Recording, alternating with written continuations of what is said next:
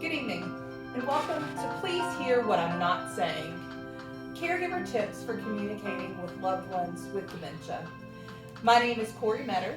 I'm a speech language pathologist, a certified Alzheimer's disease and dementia care trainer, and a certified dementia practitioner. And I'm here tonight to share with you my depth and breadth of knowledge about caregiving, communicating with those with dementia. Let's dig in. What we know about dementia is that as dementia progresses, there are changes in the communication that comes alongside that. These communication changes include difficulty finding the right word. Sometimes that's a substitution of hot for cold, dog for cat, and sometimes it's even similarly sounding words like dog for frog.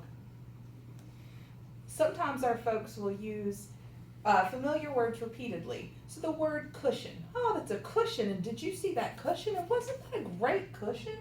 So they may use familiar words that they know and understand repeatedly. They may use describing rather than naming.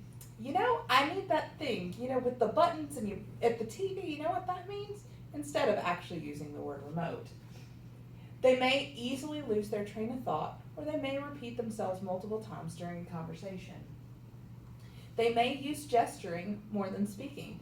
Say if they want a drink, they might just gesture instead of saying the word. And they might find that they're speaking even less often, and that usually comes from reliance on caregivers. What we know about dementia is that it often is progressive and comes in certain distinctive stages. We're going to talk about each of these stages in sync. In the early stages of dementia, your loved one would want you to hear that they'd like to be included in the conversation. If you're talking about a wedding with a partner, invite the person with dementia to engage in your conversation. Make sure that you talk to me, not about me, and include me in decisions for my care. Make time and give me enough time to answer. Sometimes it may take me a while to get to what I want to say. And laugh. It's okay to laugh at this stage. Things are funny, and as long as I'm laughing, you're welcome to laugh along with me. In the middle stages of dementia, we have some different things that happen. In the middle stages, your loved one would like you to know, please speak slowly and clearly. I'm having a lot more trouble processing. Give me one thought or one piece of information at a time. That's all I can really handle. If I'm not getting it, give me a cue, and visual ones work best. When all else fails, let's go to a yes or no. It's better to ask me, would you like a cup of coffee, than what would you like to drink? In the late and final stages of dementia, most of our folks are not communicating very well at all and are limited to just a few words. What our people would like you to know is it's important for you to use nonverbals, to gesture. Use the five senses: touch, sight, smell, all connect on a completely different level than words might be able to. Consider my emotions, how I'm feeling, and listen with your eyes by listening to what I'm not saying. And it's okay if you don't know. We'll figure it out together.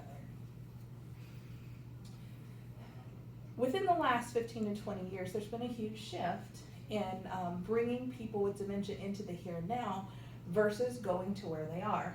Let's take a second and watch a video about the pitfalls of reality orientation.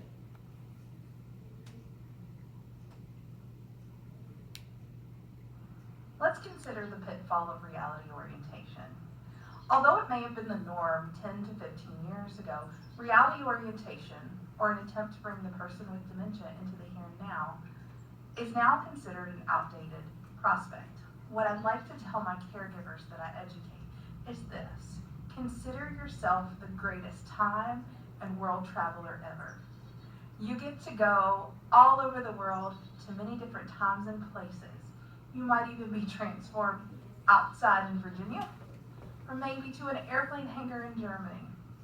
Your best bet? Go with it. Give them answers that make sense to the reality that you're living. If not, you'll cause frustration and confusion, as well as a lot of arguments. So your best bet?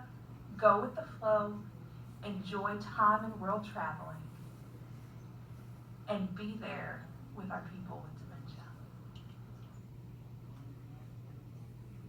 So to sum it all up, though changes in communication are inevitable, communication is still viable. Preparedness is key. Thank you for your time.